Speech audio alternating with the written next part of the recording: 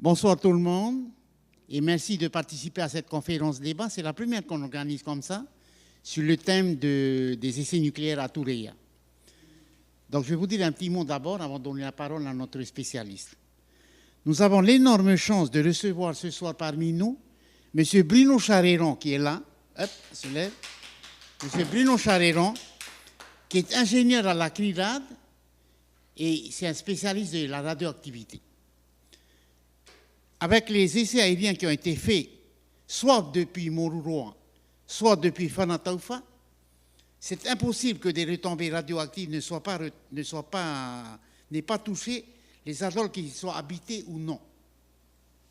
C'est presque impossible, ceux qui sont autour.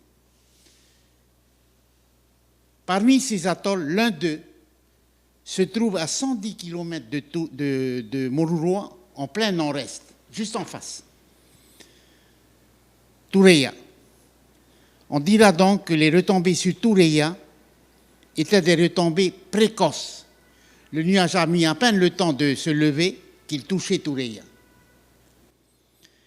Les conditions dans lesquelles les essais ont été tirés entre 66 et 96, non, et 76 pour les essais aériens, laissent envisager aujourd'hui, grâce à l'expertise de la CRIRAD, de très nombreuses interrogations par rapport à l'environnement et à l'étanchéité des bâtiments.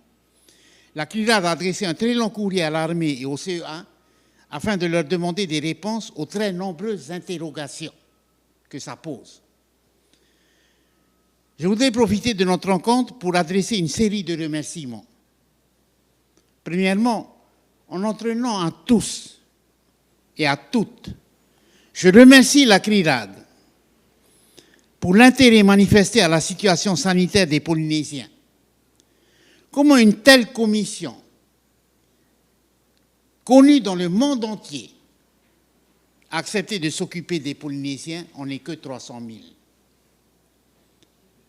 Ensuite, en notre nom à tous, je remercie aussi le gouvernement polynésien pour la subvention accordée à la demande du SDIRAF. C'est grâce à cette subvention que M. Charéron est parmi nous aujourd'hui. Un grand merci aussi à la délégation pour le suivi des conséquences des essais nucléaires, qui nous a beaucoup aidé à monter le dossier de subvention. Sans elle, sans la délégation, on n'y serait pas parvenu.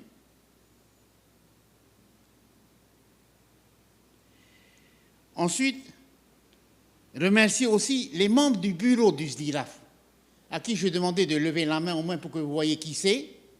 Les membres du bureau du SDIRAF, enfin ceux qui sont ici, parce que tout le monde n'est pas là. Il y a deux, moi je suis président, et oui, Maréré, et puis mon épouse est aussi dans le bureau, qui m'accompagne à chaque réunion du bureau, et avec toujours le quorum. C'est-à-dire qu'on est au moins 4. Il faut qu'on soit au moins 4. Ensuite, ce n'est pas long, je vous rassure. Et c'est écrit gros. Un autre grand merci, pour vous remercier, vous, d'être venus aujourd'hui. Vous savez, j'ai eu un peu d'ennui de santé, je n'ai pas pu bouger, je suis resté un peu enfermé depuis quelque temps. Mais si vous n'étiez pas là, bon, on enregistre le thème, donc on aurait fait quand même, mais bon, c'est mieux qu'avec un peu de public, vous pourrez poser des questions. Et bien sûr, je n'oublierai pas de remercier les habitants de Toureia, où j'ai passé 5 jours chez eux l'année dernière, et qui m'ont accueilli avec énormément de sympathie. J'ai été étonné, parce qu'ils ne me connaissaient pas, bien évidemment. Et bien sûr, un merci particulier à Pascal Mahé, de Toureia, qui est notre représentante là-bas et qui s'occupe du SDIRAF là-bas. Je vais remercier aussi nos 5 parlementaires, les 3 députés et les 2 sénateurs que nous avons rencontrés et qui défendent nos dossiers qui concernent aussi Toureia. Merci à eux.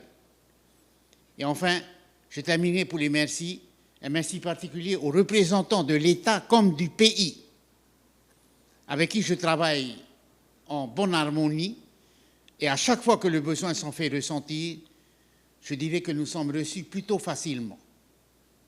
Merci, merci, merci. Je voudrais préciser les 3 petits objectifs de mon côté. Premièrement, je veux apporter notre soutien à Toureya, dont la situation a fait en sorte que dès la montée du nuage, les habitants, dont nous avons un exemplaire ici, qui est né à Toureya en 1960, donc lui, il a vu les nuages, alors que nous, on n'a pas vu. Eh bien, il pouvait voir ce qui se passait à l'horizon sans se douter que le nuage pouvait les survoler, sans qu'ils s'en doutent. Deuxième objectif, une exigence de remboursement par l'État à la CPS des frais de prise en charge des soins pour les maladies radio-induites. Il y a 23 maladies aujourd'hui et qui ne sont pas prises en charge par le CIVEN. Et enfin, troisièmement, le maintien des surveillants sanitaires chez nous, en Polynésie. On a besoin de surveiller. L'État le fait bien, mais il est nécessaire que ça continue. Il ne doit pas y avoir de date limite. Si la France est une puissance nucléaire aujourd'hui, n'oublions jamais que c'est aussi grâce aux Polynésiens. Encore une fois, je voudrais vous remercier tout le monde.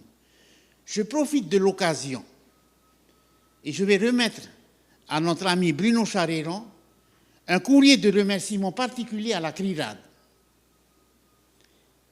pour l'effort qui a été fait, parce que ce n'est pas évident de déplacer un technicien comme ça, ingénieur, pour venir passer une semaine ici avec quelques Polynésiens, et pourtant il est là.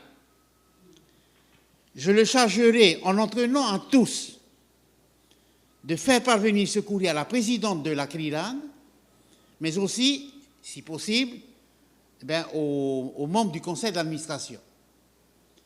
Et je profiterai de l'occasion pour demander à la CRIRAD de permettre à Bruno Charéron de revenir en Polynésie avant la fin de l'année, si possible. Parce que pour que nous puissions aller jusqu'à Toureya ensemble, parce qu'il y a des choses à faire à Toureya. La demande à Toureya est très forte. Je vous remercie, grâce à vous, on travaille ce soir. Je passe la parole à Bruno.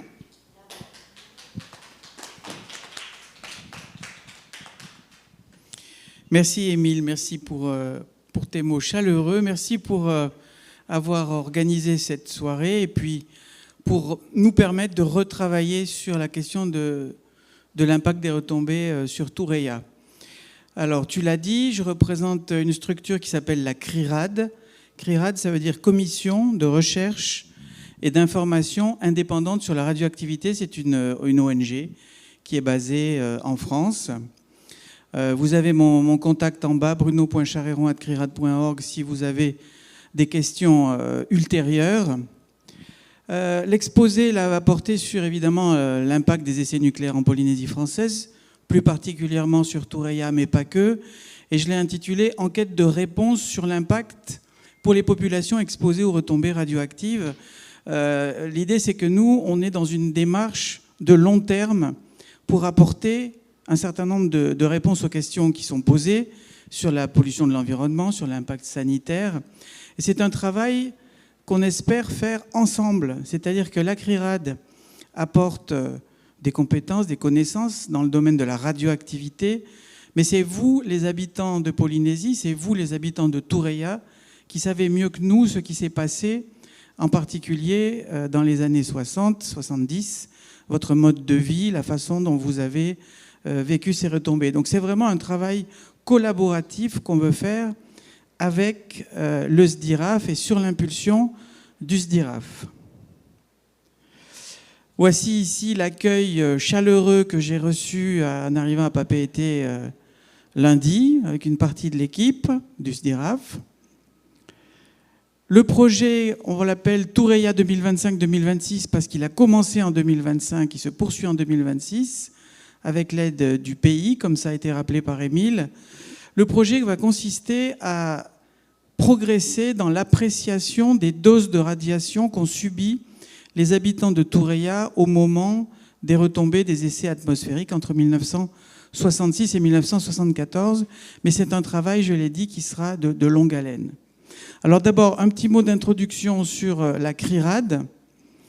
La CRIRAD dispose d'un laboratoire d'analyse de la radioactivité, un laboratoire citoyen, c'est-à-dire que cette structure a décidé, en 1986, au moment des retombées de Tchernobyl, de disposer de ses propres moyens d'expertise scientifique sur la radioactivité. Parce qu'à l'époque, l'État français nous a pas protégés, pas informés correctement sur les retombées.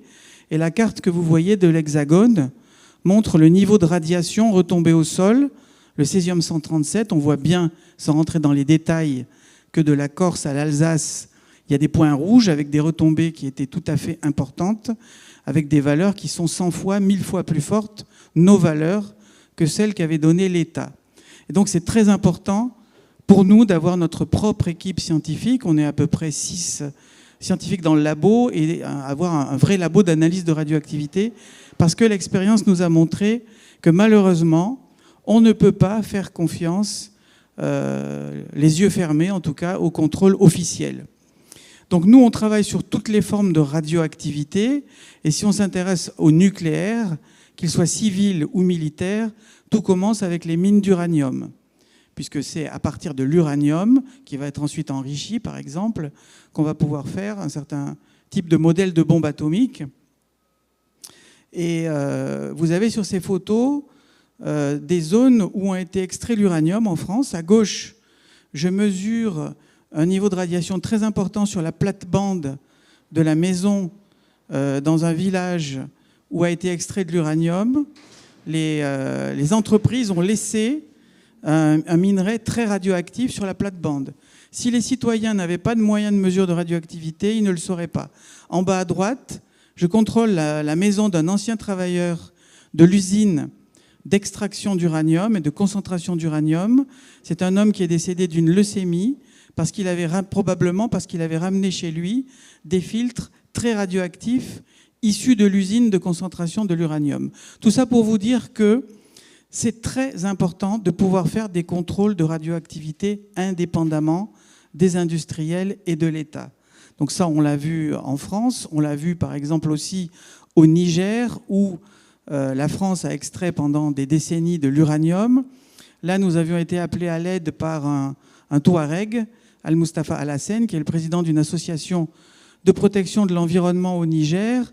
Et avec lui, on a fait des contrôles de radioactivité. On a montré, par exemple, sur le marché aux ferrailles dans la ville d'Arlit, au Niger, qu'il y avait des déchets radioactifs métalliques issus de ces usines.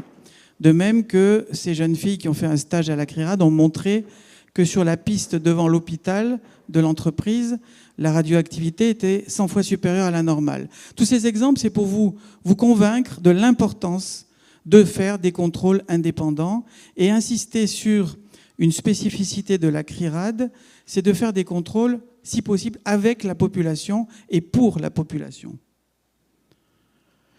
Voilà, après pour abréger, on a fait des contrôles sur d'autres types de problématiques. En bas à droite, vous voyez un wagon qui transporte du combustible irradié sortant d'une centrale nucléaire. On a fait ces contrôles avec les syndicats. On détecte la radioactivité émise par ce wagon à pratiquement 50 mètres. Les cheminots n'étaient pas au courant de cette irradiation. La photo en haut, c'est à Fukushima au Japon. On fait des contrôles dans une école, encore une fois avec des citoyens, pour tenter d'alerter sur l'intensité des retombées. Sur la partie présentation de la CRIRAD, je m'arrêterai là. Est-ce que par rapport à la CRIRAD, vous avez des questions? Ou je passe directement à la suite. Au niveau des financements, eh bien, c'est une très bonne question. On a la chance d'avoir à peu près entre 4 et 5 000 adhérents, qui sont des citoyens qui ont envie qu'il y ait des contrôles indépendants et qui donnent une cotisation. Et parfois, la cotisation, c'est 40 € par an, plus parfois des dons. Ce soutien citoyen représente largement plus de la moitié des finances dont dispose la CRIRAD. Ensuite, il y a quelques subventions. En particulier, on gère un réseau de contrôle de la radioactivité de l'atmosphère en permanence dans la vallée du Rhône. Et puis, il y a aussi les prestations. Par exemple, le travail que nous faisons actuellement pour le SDIRAF, eh bien, nous sommes financés par le SDIRAF via une subvention du pays. Quelqu'un veut faire une autre intervention? Je passe à la suite. Donc, premier point, c'est quelques mots sur les types d'essais nucléaires qui ont eu lieu en Polynésie française. Alors d'abord les lieux, mais ça je pense qu'ici tout le monde connaît les lieux, Mororoa et Fangataufa, où ont eu lieu les essais atmosphériques et souterrains. On va beaucoup parler de Tureia ici, donc Émile l'a rappelé, à 110-120 km au nord-nord-est de Mororoa. Quelques mots aussi sur Mangareva, qui est entre 400 et 500 km au sud-est, et qui a reçu en particulier les retombées de nombreux tirs, mais dont celle du premier tir atmosphérique en Polynésie, c'était à Aldébaran le 2 juillet 1966. Et puis la base arrière de Hao, ici, où atterrissaient par exemple les avions Vautour qui faisaient des prélèvements dans les nuages radioactifs. Et bien sûr, Tahiti, qui est à peu près à 1200 km de Mororoa. Ici, vous avez deux images. En haut à gauche, l'atoll de Mororoa, en bas à droite, Fangataufa. Et sur la carte, la densité de population autour de Mororoa, dans un rayon de 500 km, 2000-2500 personnes. Et dans un rayon de 1000 km, ici, 5000 personnes. Donc c'est une zone qui est peu densément peuplée, mais qui n'est pas vide d'habitants, loin de là. Alors les essais, on parle de 193 essais atmosphériques et souterrains. Pour les essais atmosphériques, c'est 46 essais, donc entre 66 et 74, dont 41 véritables essais nucléaires atmosphériques avec explosion puissante d'origine atomique. Et 5 tirs de sécurité qui ont consisté à lâcher des bombes sans qu'elles explosent sur les atolls, en particulier Mororoa, pour vérifier justement qu'elles ne se déclenchaient pas toutes seules.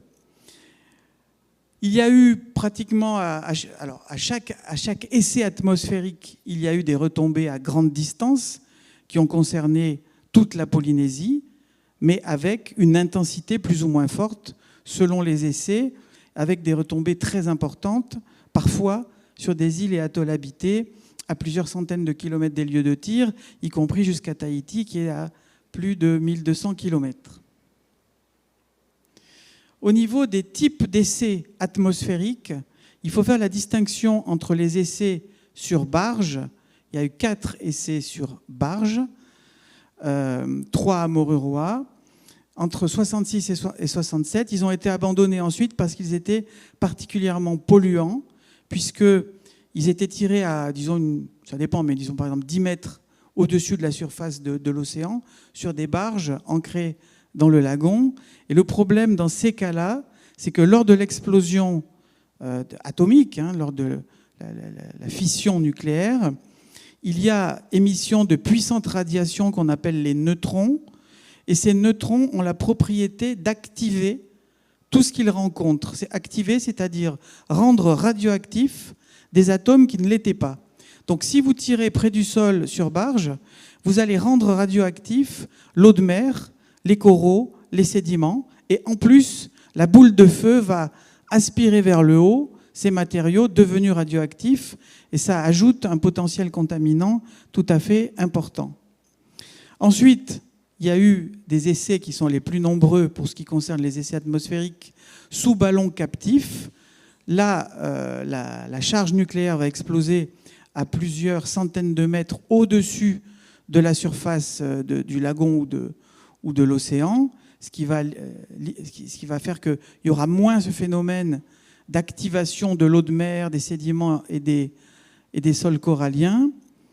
Et puis l'onde de choc, l'onde de choc sur le lagon va faire refluer vers le haut les masses d'air contaminées. Alors ça va rester évidemment polluant parce qu'à partir du moment où vous créez une explosion de matière nucléaire, vous propulsez dans l'atmosphère de très grandes quantités de substances radioactives. Je vais enchaîner tout de suite sur les types de substances radioactives qui sont mises en jeu. Alors d'abord, quelques mots sur la fission, puisque même dans le cas d'une bombe thermonucléaire à fusion, elle est amorcée par des réactions de fission. La fission nucléaire, qui va être à l'œuvre dans une bombe atomique, mais qui est aussi à l'œuvre dans une centrale nucléaire. C'est un phénomène qui concerne des atomes très lourds, fissiles, par exemple d'uranium-235 ou de plutonium-239. Ce sont des atomes très très lourds qui ont la propriété suivante. Lorsqu'un neutron, qui est une petite particule de matière, rencontre un de ces atomes, il peut y avoir une fission, c'est-à-dire que l'atome très lourd est cassé en 2 fragments ou 3, qu'on appelle les produits de fission, qui sont artificiels et très radioactifs. Et puis, cette réaction va dégager 2 ou 3 neutrons. Chacun de ces neutrons va pouvoir lui-même créer une nouvelle fission. Donc, une première fission crée, par exemple, 2 neutrons qui vont créer chacun une fission. Chaque nouvelle fission va recréer 2 neutrons qui vont recréer une fission. Vous comprenez que ça peut s'emballer. Dans un réacteur nucléaire civil, tout est fait pour que ça ne s'emballe surtout pas. Dans une bombe atomique, c'est l'inverse. Tout est fait pour que le maximum de matière fissionne et dégage une très grande quantité d'énergie en un temps extrêmement bref. Et donc, cela crée des dizaines, et même plusieurs centaines, de substances radioactives différentes qu'on appelle les produits de fission. Alors, vous en avez quelques exemples ici, je vais en citer que 2. Ici, l'iode 131, c'est un isotope radioactif de l'iode qui a une demi-vie de 8 jours. La demi-vie d'un élément radioactif, c'est le temps au bout duquel sa radioactivité est divisée par 2. Par exemple, si vous avez une contamination de l'eau de pluie ou de l'air par de l'iode 131 et que vous attendez 8 jours, la radioactivité sera divisée par 2. Si vous attendez encore 8 jours, elle sera redivisée par 2, ce qui va diviser par 2 fois 2, 4, au bout de 2 fois 8 jours. Donc c'est important d'avoir à l'esprit que la période physique, qu'on appelle aussi demi-vie, par exemple 8 jours pour l'iode 131, ce n'est pas le temps au bout duquel il a disparu, c'est le temps au bout duquel sa radioactivité n'est divisée que par 2. Vous avez des éléments radioactifs qui ont une demi-vie beaucoup plus longue, comme le césium-137, qui est un métal, qui a une demi-vie de 30 ans, donc il va persister dans l'environnement beaucoup plus longtemps. Et puis on le verra tout à l'heure, vous avez des éléments comme le plutonium-239, par exemple, qui a une demi-vie de 24 000 ans. Donc, à partir du moment où vous avez une explosion atomique, vous avez toutes ces substances radioactives qui sont propulsées dans l'atmosphère si c'est une explosion atmosphérique. Et puis, vous avez ce phénomène d'activation qui fait que quand les neutrons émis dans l'explosion nucléaire de fission, et d'ailleurs aussi de fusion, vont rencontrer de la matière, ils vont la rendre radioactive. Dans une bombe, par exemple, vous avez des structures métalliques. Ces structures métalliques peuvent contenir, par exemple, du nickel, ce qui n'est pas radioactif. Sous l'effet des neutrons, il va devenir radioactif. Ça va devenir, par exemple, du cobalt-60, qui est radioactif. Si la bombe explose dans l'atmosphère, vous avez de l'azote, qui n'est pas radioactif. Sous l'effet des neutrons, il va devenir du carbone-14, qui est radioactif, avec une demi-vie de 5000 ans. Le carbone-14, vous le savez, on l'utilise pour dater les ossements, parce qu'il y a une composante naturelle, il descend de la haute atmosphère en permanence, mais une bombe atomique va en créer davantage.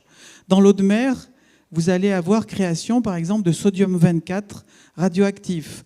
Les sols coralliens soumis aux neutrons vont donner du calcium-45 radioactif. Tout ça pour dire que donc, si vous avez une explosion de bombe atomique, vous avez des centaines de substances radioactives différentes qui vont être créées et qui ont des propriétés différentes. Sur cette première partie un peu théorique, est-ce que vous avez des questions ou des observations ?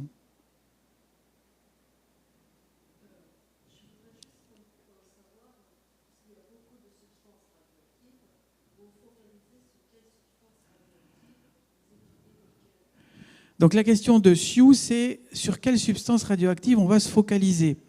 Eh bien, ça dépend de beaucoup de choses. Si par exemple on étudie l'impact des essais nucléaires aujourd'hui, c'est-à-dire plusieurs décennies après, on sait que ce n'est pas la peine de chercher des substances radioactives qui ont une demi-vie de 8 jours comme l'iode 131. Il n'y en aura plus. On va s'intéresser à des substances qui vont perdurer très longtemps dans l'environnement. Si on s'intéresse, par exemple, à la radioactivité du lait, je pense par exemple aux retombées de Centaure sur Tahiti, dans les plateaux de la presqu'île, où il y avait des vaches. Là, on va s'intéresser à ce qui va être transféré dans le lait. Et on sait par exemple que l'iode va se retrouver assez facilement dans le lait. Donc on va faire des contrôles d'iode 131 dans le lait. Donc les contrôles vont être adaptés un peu aux problématiques qu'on veut résoudre. Et il y a aussi un problème financier. Parce que certains de ces éléments sont assez facilement détectables par une méthode qui s'appelle la spectrométrie gamma. Mais pour d'autres, il faut des moyens d'analyse qui peuvent être très chers. C'est-à-dire que pour analyser un échantillon d'eau ou de sol, et si vous voulez regarder tout ce qu'il peut y avoir dedans en termes radioactifs, ça peut coûter 1 000 €, 2 000 € si vous cherchez tous les éléments radioactifs avec des niveaux de précision suffisants. Alors maintenant, quelques mots sur la contamination par les retombées radioactives. Cette diapositive vous montre la radioactivité des poussières dans l'air, la radioactivité bêta, mais je ne vais pas rentrer dans toute la question des radiations alpha, bêta, gamma, parce que je n'ai pas assez de temps, mais ça on pourra le faire lundi dans la partie formation. Donc en tout cas, c'est la surveillance par les militaires et le commissariat à l'énergie atomique de la radioactivité de l'air à Tureia en 1966. Ce que je veux vous montrer sur ce graphique, c'est que la radioactivité de l'air a fortement augmenté à plusieurs reprises. Au moment du tir Aldébaran, qui est ici, le premier, il a conduit à une augmentation de la radioactivité de l'air, mais à Tureia, pas instantanément, plusieurs jours après. Le tir Tamouré, ici, a induit une augmentation, il est en rouge, de la radioactivité de l'air à Tureia plusieurs jours après, voire plusieurs semaines après. Le tir Rigel, ici, a conduit à une augmentation de la radioactivité aussi. Le tir Sirius aussi, à plusieurs reprises.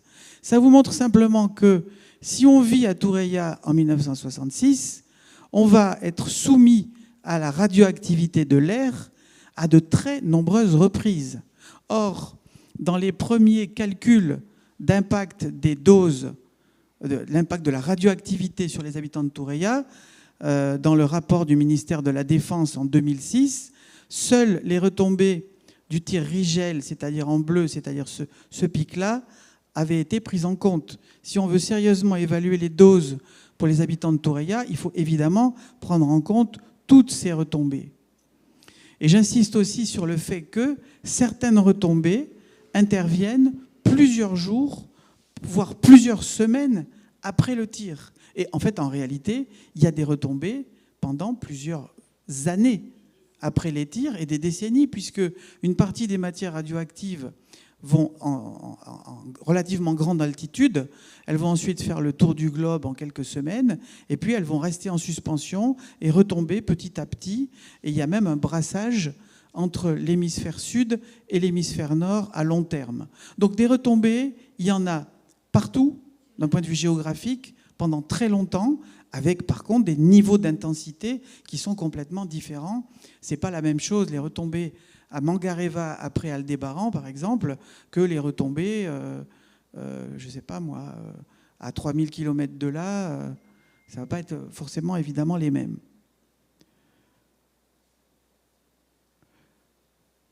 Je vais accélérer là-dessus.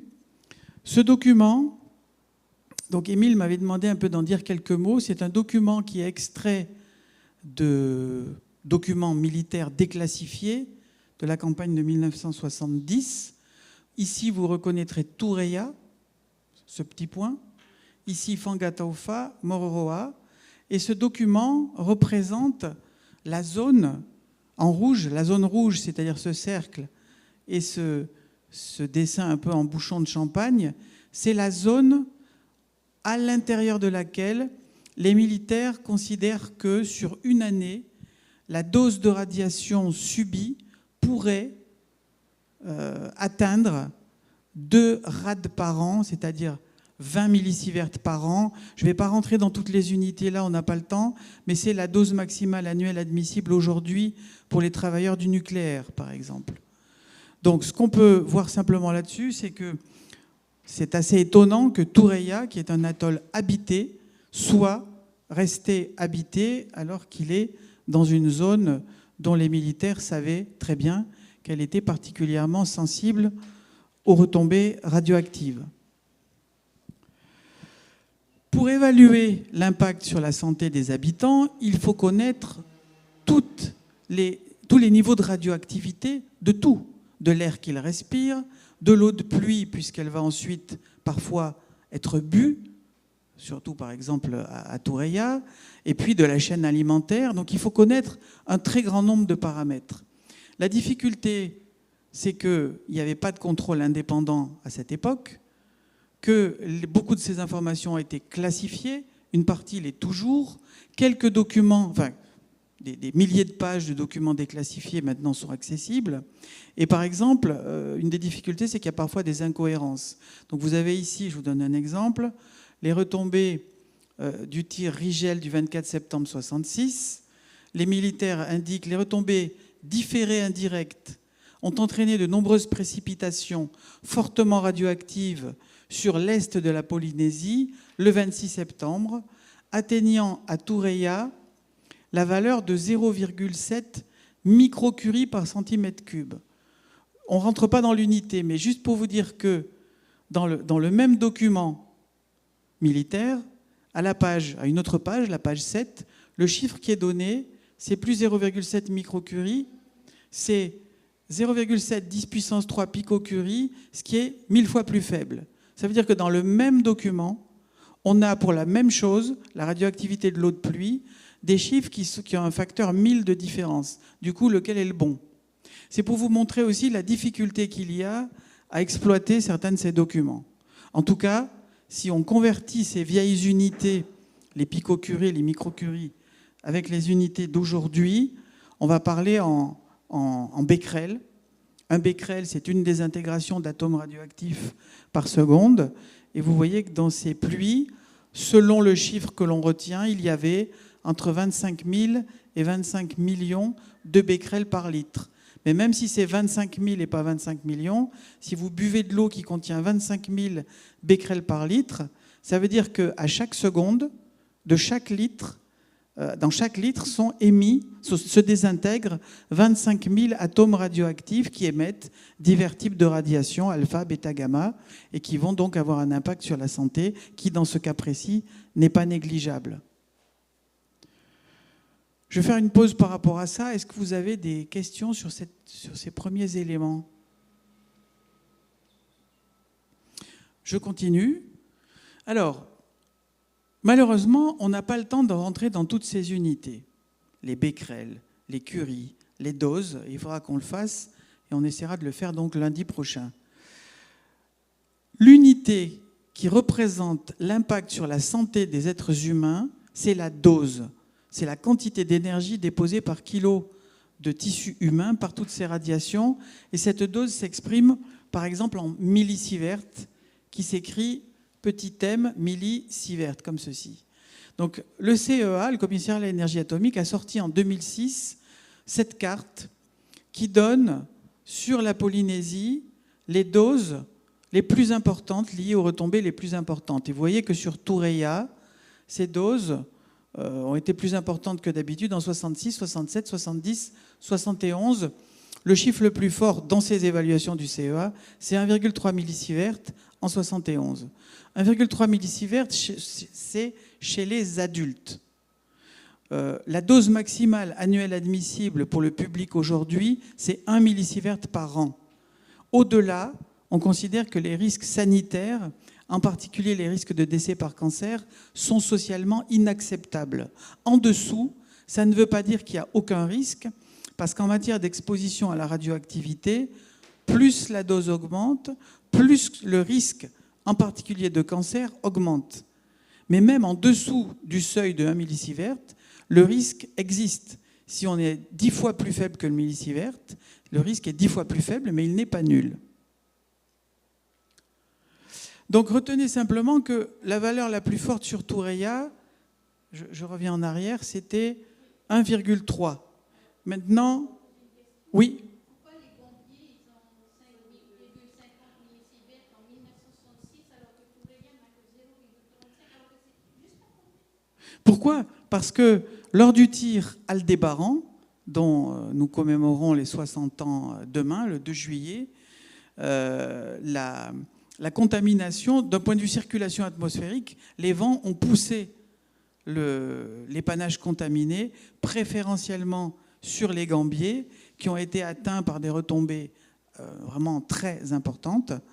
Et c'est pour ça que sur les Gambiers, la dose qui est indiquée pour les adultes, c'est 5,5 millisieverts à cause de cet essai Aldébaran en 66.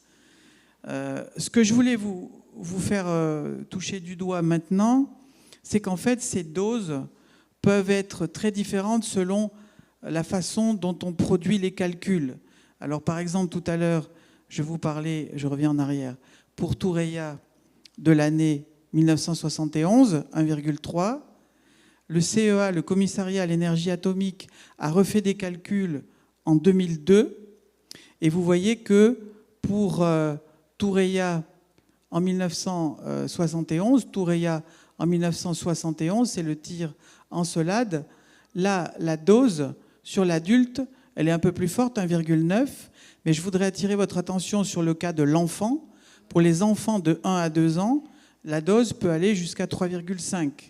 Tout ça pour dire simplement que les doses subies par les enfants ont été beaucoup plus fortes de façon quasiment systématique que les doses subies par les adultes. C'est lié en particulier à la morphologie des enfants et au fait que, en plus, les enfants sont beaucoup plus radiosensibles parce que quand on a un corps qui est en construction, nos cellules se divisent beaucoup plus et donc en cas d'atteinte par des radiations, elles vont être beaucoup plus fragiles, beaucoup plus susceptibles à l'apparition de cancer. Toutes ces doses peuvent être, la façon d'évaluer ces doses est très très discutable. C'est quelque chose qui a été beaucoup débattu ces dernières années, en particulier avec les travaux du chercheur Sébastien Philippe, qui a montré, qui a explicité pourquoi on pouvait considérer que les calculs du CEA sous-estimaient la réalité. On avait soulevé, nous aussi, cette problématique dans l'étude qu'on avait réalisée en 2005 dans le cadre de la commission d'enquête de l'Assemblée de Polynésie française, où en épluchant certains des documents déclassifiés, on pouvait voir assez facilement que la manière dont le commissariat à l'énergie atomique calcule les doses les sous-estime. Je vais vous donner quelques exemples. Le commissariat à l'énergie atomique va prendre la dose liée, par exemple, à l'irradiation par le sol. Le sol reçoit des retombées radioactives, les substances se sont déposées sur le sol, elles émettent des radiations vers le haut, et si vous marchez sur ce sol, vous êtes exposé. Mais ils ne prennent pas en compte la question de l'accumulation. Si, par exemple, les substances radioactives tombent sur un toit, et puis la pluie va les lessiver par une gouttière, et cette eau va tomber à un endroit précis du sol. Cet endroit va accumuler beaucoup plus de particules radioactives que le sol qui a reçu des retombées globales. Donc c'est ce qu'on appelle des phénomènes d'accumulation. Ça, il faut en tenir compte parce que vous pouvez avoir un taux de radiation beaucoup plus fort à côté d'un endroit où la radioactivité s'est accumulée. Deuxième type de lacune, dans les calculs que fait le CEA, il n'y a pas la dose à la peau. Or, certaines des substances radioactives émettent des radiations qui ont la faculté d'irradier plus intensément la peau. Il faudrait prendre en compte ce type d'irradiation. Je vous donnerai juste encore 1 ou 2 exemples. Le CEA mesure la radioactivité, on l'a vu tout à l'heure, des poussières dans l'air, mais ne prend pas en compte les doses liées à l'inhalation en profondeur des gaz radioactifs. Or, dans une explosion nucléaire de ce type, vous avez une grande émission de gaz radioactifs que vous allez inhaler et dont une partie va pouvoir atteindre l'organisme en profondeur, se dissoudre par exemple dans les tissus lipidiques Ça, ce n'est pas pris en compte pour calculer les doses. De même que, par exemple, la quantité de poussière dans l'air, on l'a vu un peu tout à l'heure, est étudiée à partir de filtres. L'air est filtré et le filtre est analysé. Mais les poussières qui sont extrêmement fines ne sont pas retenues par les filtres de ces espèces d'aspirateurs, et donc vous n'allez pas les comptabiliser. Parce qu'elles sont trop fines, elles ne sont pas retenues par le filtre.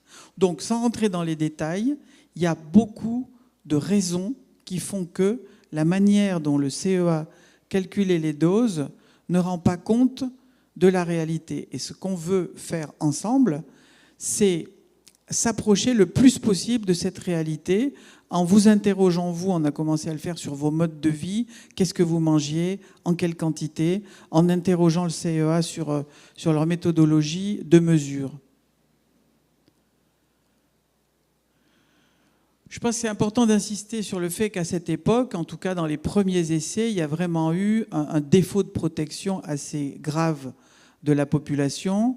Il y a eu après quelques progrès. Vous voyez qu'à Mangareva, par exemple, à partir a priori de 1967, donc c'est pas 66, c'est 67, a été construit à Rikitea cet abri. Vous le voyez ici, mais c'est un abri avec de la tôle ondulée ici. Abri dans lequel la population a été amenée à se réfugier à certains moments. Lors des retombées d'Aldébaran en 66, cet abri n'existait pas. La population n'a eu aucune information et aucune protection.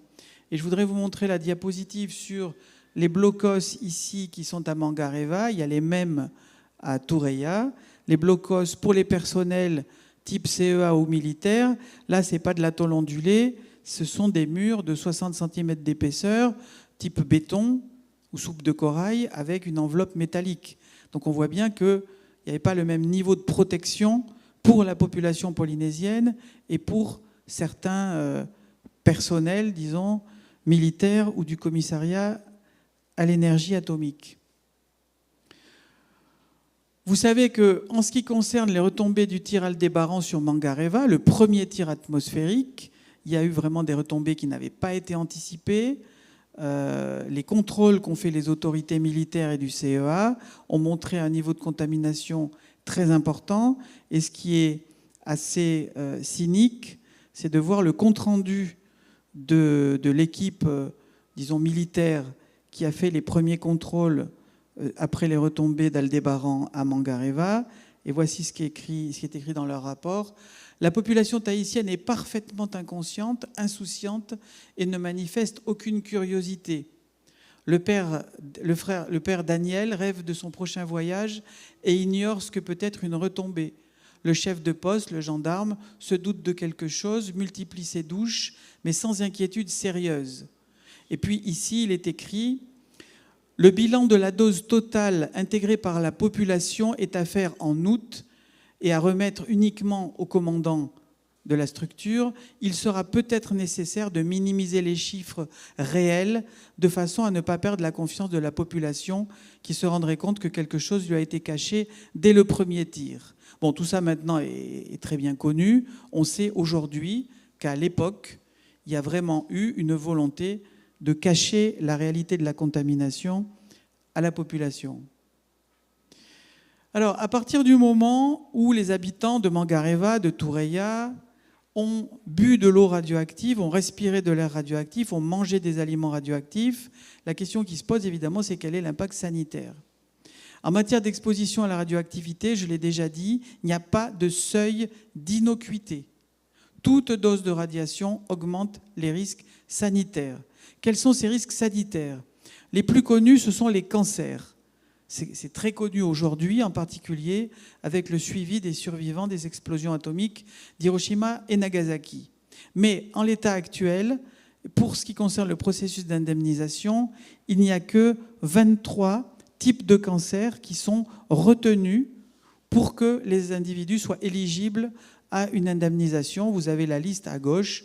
Parmi ceux-ci, vous reconnaîtrez cancer du sein, par exemple, cancer de l'estomac, cancer de l'ovaire, cancer du cerveau. Mais il y a d'autres pathologies dont on pense aujourd'hui qu'elles peuvent être dues à l'exposition aux radiations et qui ne sont pas aujourd'hui dans ce système d'indemnisation. C'est par exemple le cas de l'affaiblissement du système immunitaire, qui lui va avoir des conséquences sur toute une série de pathologies. Ça veut dire que par exemple, l'augmentation d'infections respiratoires, qui ne sont pas des cancers, peut être une conséquence aussi de l'exposition à la radioactivité. L'impact sur le système nerveux, des études montrent par exemple des conséquences sur le système cognitif, en particulier pour les personnes exposées dans l'enfance. Les maladies cardiovasculaires, c'est très documenté aujourd'hui par rapport à Tchernobyl, c'est-à-dire que la contamination interne par le césium-137 augmente certaines pathologies cardiovasculaires qui ne sont pas des cancers, des atteintes au système digestif, au système respiratoire. Les cataractes, ça c'est très bien documenté maintenant que l'exposition à la radioactivité augmente le risque de cataracte. Les effets transgénérationnels, ça c'est beaucoup plus controversé, mais il y a par exemple des études sur les rongeurs à Tchernobyl qui montrent qu'il y a une instabilité de leur génome qui se transmet de génération en génération sur ces rongeurs. Donc, répondre à la question de l'impact sur la santé de la population polynésienne, l'impact de ces essais, c'est une question très vaste sur laquelle on n'aura probablement jamais toutes les réponses, parce que dans certains cas, ça nécessiterait des études épidémiologiques très complexes à mener et qui nécessitent des moyens importants, et parce qu'il n'y a probablement pas forcément la volonté de le faire. Avant que je passe à la suite, est-ce que là-dessus, vous avez des remarques ou des questions? Je continue.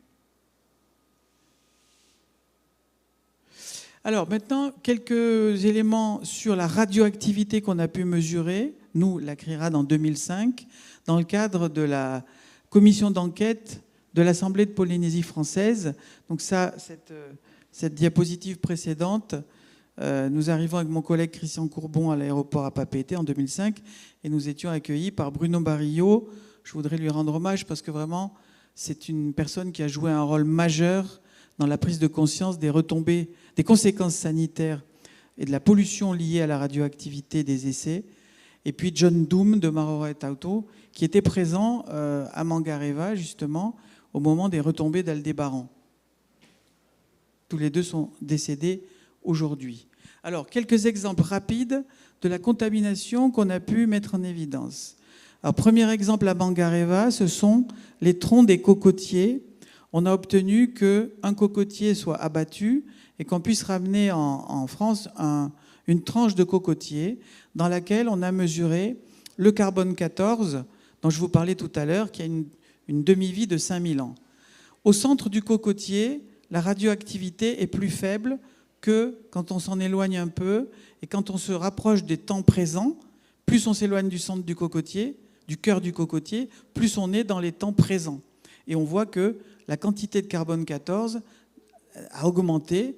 C'est à force que des essais nucléaires atmosphériques, français, mais pas que, les essais américains également, les essais anglais, les essais qui ont été conduits par l'ensemble des grandes puissances, ça augmente la concentration en carbone radioactif dans l'ensemble du monde vivant, puisque tous les êtres vivants contiennent du carbone. Donc on le retrouve dans le cocotier, mais on va le retrouver également dans le corps humain. C'est ce qu'on voit sur cette diapositive qui montre la quantité de carbone 14 dans l'atmosphère. Ici, vous avez 1962, ici 1968. Et vous voyez que cette concentration dans l'atmosphère, elle a augmenté très fortement. Et les petites croix et les petits points, c'est la concentration dans le sang humain et dans les cheveux. Donc là, c'est en Scandinavie, hémisphère nord. Vous voyez que dans l'hémisphère nord aussi, la contamination liée aux essais nucléaires a été tout à fait mesurable. C'est aussi pour que vous ayez en tête qu'il n'y a pas que la Polynésie qui a été contaminée par les essais nucléaires, c'est vraiment le monde entier. Évidemment, la Polynésie a été beaucoup plus impactée que, par exemple, l'Hexagone, compte tenu de la proximité pour vous des sites de tir. Deuxième exemple, les coraux de Mangareva. On a fait en 2012 des prélèvements de patates de corail dans le lagon de Mangareva, avec l'aide d'ailleurs très active de Michel Araquino, qui est votre vice-président au niveau du SDIRAF. C'est lui que l'on voit ici. C'est lui qui a plongé pour accrocher tout le système de relevage des coraux, et c'est lui là qui est en train aussi de découper cette patate de corail pour qu'on puisse en ramener des échantillons.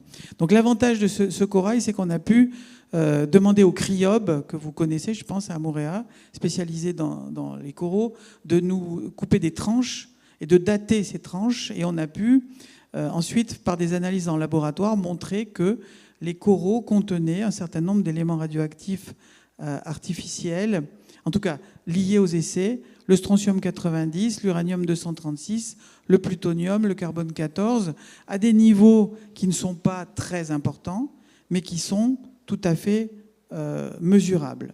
Donc bien sûr, l'environnement, les cocotiers, les coraux, les sols, gardent la mémoire de certains des éléments radioactifs liés à ces essais nucléaires. Je ne vais pas détailler les chiffres des coraux, je vais accélérer. Alors, sur Thoureya, déjà, je voudrais vraiment remercier la population parce que quand on est arrivé en 2005, on a vraiment été accueillis par beaucoup de gens qui se sont déplacés. Vous le voyez ici avec les moyens qu'ils avaient, certains en mobilette, d'autres avec le tractopelle. C'est ce qui est vraiment fabuleux ici en Polynésie, c'est la façon dont vous savez accueillir. Donc en ce qui concerne Thoureya, on a fait quelques contrôles autour des 2 blocos que vous voyez sur cette image à droite et à gauche, avec la population qui était juste à côté. On n'a pas observé de radioactivité particulière. Par contre, on a observé un état de délabrement assez impressionnant à l'intérieur de ces blocos, avec des matériaux probablement amiantés qui pendaient du plafond. Donc ça pose la question du devenir de ces blocos, avec ceux qui pensent qu'il faut les garder comme, disons, une mémoire, et c'est important de garder cette mémoire, peut-être d'en faire un musée. Ceux qui pensent qu'il vaut mieux les détruire. En tout cas, c'est sûr que si vous les conservez, il va falloir faire tout un travail de réhabilitation et des diagnostics environnementaux qui ont probablement commencé.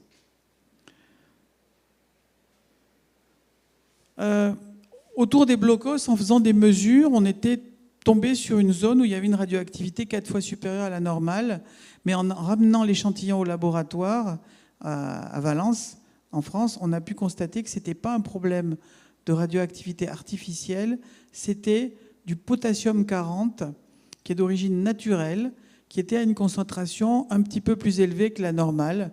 Nous ne savons pas pourquoi. J'insiste sur ça pour dire que ce n'est pas parce qu'on détecte une radioactivité un peu plus forte que c'est forcément lié aux essais nucléaires. Pour le savoir, il faut analyser soigneusement les échantillons, et ça nécessite des moyens. On a fait des contrôles ici sur un ancien terrain qui appartenait au commissariat à l'énergie atomique, où il y avait à l'époque des bâtiments qui ont été rasés depuis, et sur ces vestiges de bâtiments, on n'a pas identifié de radioactivité anormale, mais il faut préciser qu'à Thoureya, on a passé 4 heures à cette époque.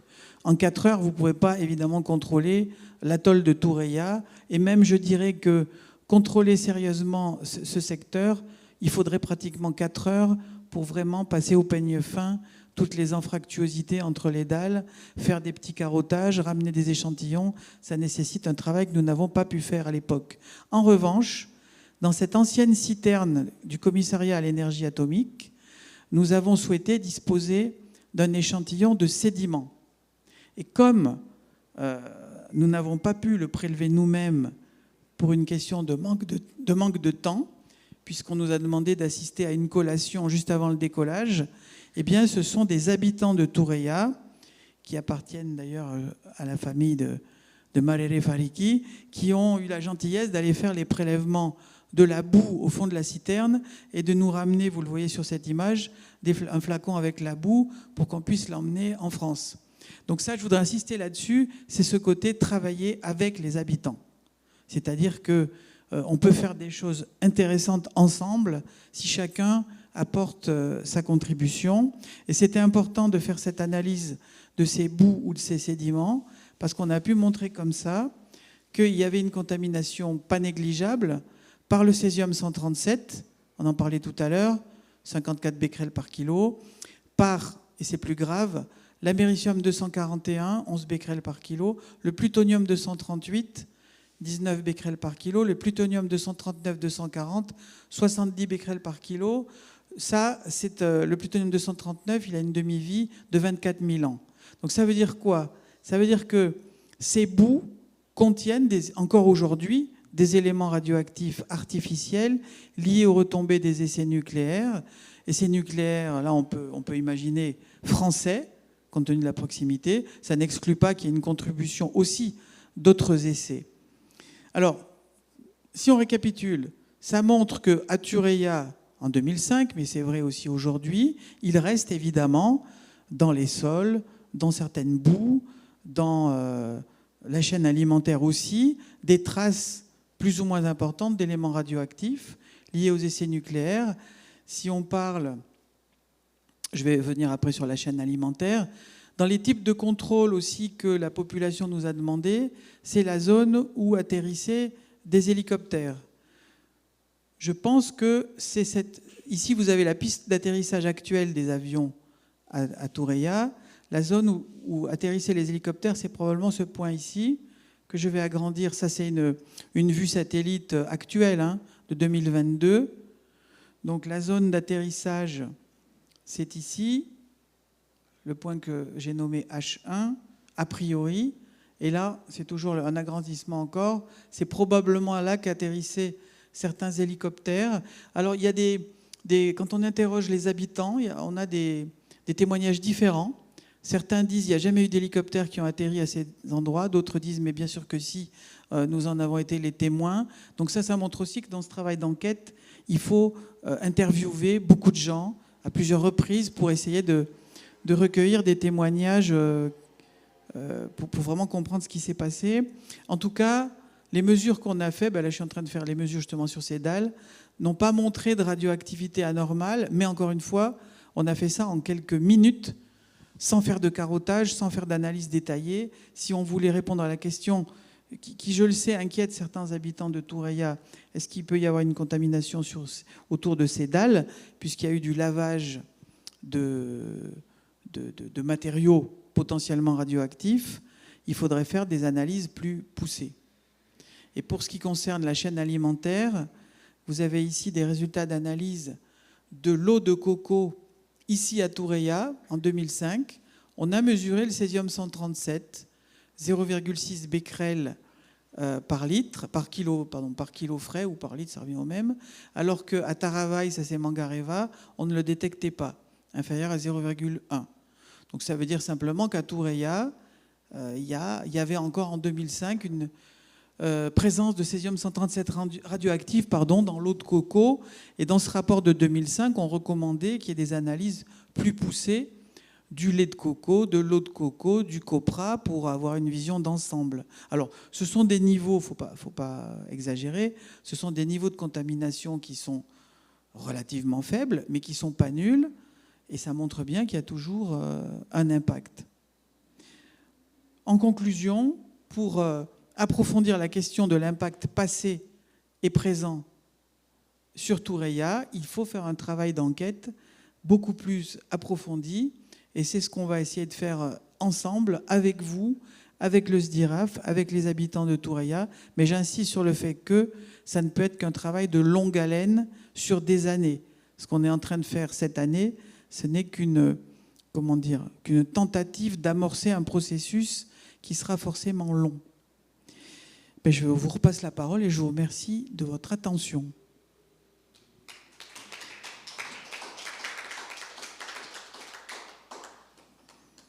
Bon, je vous ai un peu assommé de données et de chiffres. Est-ce que vous avez des observations ou des questions? Oui? Merci pour cette présentation très intéressante et très technique sur le plan sanitaire et la radioactivité. Merci. Je voulais juste te demander, le césium-137 que tu avais présenté là à Tureia, tu as mis qu'il y avait une demi-vie de 30 ans. Mais du coup, c'est un radionucléide qui vient d'où, du coup? Alors, des essais atmosphériques, du coup? La demi-vie ou période physique, c'est le temps au bout duquel la radioactivité est divisée que par 2. Ok. Ça veut dire que, par exemple, le césium-137, admettons qu'il y ait 100 becquerels par kilo dans un sol, aujourd'hui, dans 30 ans, il y en aura la moitié, 50. Dans encore 30 ans, 60 ans, il y en aura la moitié de 50, 25. Et dans encore 30 ans, c'est-à-dire dans 90 ans, il y aura la moitié de 25, c'est-à-dire 12,5. Okay. Donc ça, c'est très important d'avoir ça à l'esprit. Oui. La demi-vie ou période physique d'un élément radioactif n'est pas le temps au bout duquel il n'y en a plus, c'est le temps au bout duquel sa radioactivité est divisée par 2. Ok, oui, ok. Maintenant, bien sûr, si on fait une analyse comme ça, par exemple, dans l'eau de coco ou le lait de coco à Toureia aujourd'hui, qu'on trouve du césium-137, on ne peut pas démontrer avec certitude qu'il vient des essais nucléaires. Quelqu'un pourrait nous dire, mais il vient peut-être d'autre chose. Bon, simplement, là, en multipliant les données, et compte tenu de ce qu'on sait du passé et des retombées, on peut raisonnablement penser que ce césium-137 ne vient pas, alors évidemment ne vient pas de Tchernobyl, c'est dans l'hémisphère nord et c'est beaucoup trop loin, ne vient probablement pas de Fukushima, vient très probablement des essais nucléaires atmosphériques. Oui, voilà, par ailleurs, c'est pas possible de distinguer les retombées ou les radionucléides résultant des essais américains, britanniques ou français, du coup. Alors, c'est possible par exemple, mais là ça demande des moyens beaucoup plus importants. Je ne vais pas le montrer. Dans l'étude des coraux, par exemple. Oui. Oui. Alors, je ne sais pas si j'y reviens. Dans le cas des coraux, on a pu faire des analyses relativement poussées. Alors voilà, par exemple, ça, ce sont les coraux du lagon de Mangareva prélevés en 2012. Vous avez ici la datation de ces coraux proposée par le CRIOB. Ici en bas, 1936-1948. 1948-1951, 1951-1956, je vous laisse lire. Et ici, la proportion d'uranium-236 artificiel, il a une demi-vie de 23 millions d'années, par rapport à l'uranium-238 qui est naturel, qui existe dans la nature et qui a une demi-vie de 4 milliards d'années. Donc vous voyez que cette proportion, elle a évidemment... la quantité relative d'uranium-236 a augmenté puisqu'il est artificiel. Donc, dans les années 36-48, il y en avait un peu, parce que, par exemple, les explosions nucléaires atmosphériques ont commencé après 1945. Et puis, on voit que sa proportion a monté. Bon, en faisant des analyses, en ayant accès à une chronologie, parce qu'on a par exemple des arbres dans lesquels on aurait les anneaux de croissance, parce qu'on a des coraux dans lesquels on a une stratigraphie. Et en analysant des rapports isotopiques très fins, on peut arriver à distinguer certains essais par rapport à d'autres. Mais ça nécessite des moyens, alors là au niveau financier, ça nécessite des moyens vraiment très lourds. Parce que là, c'est pas le cas de ce que je vous montre, mais par exemple, la proportion de plutonium-238 par rapport au 239-240 n'est pas forcément la même selon les essais, par exemple. Donc si vous avez accès à des mesures très fines, vous pouvez arriver parfois à dire ça vient des essais français ou pas.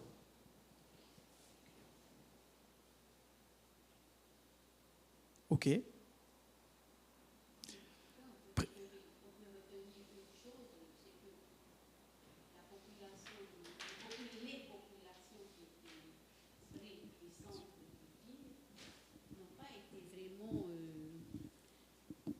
On ne les a pas vraiment protégés avant et après.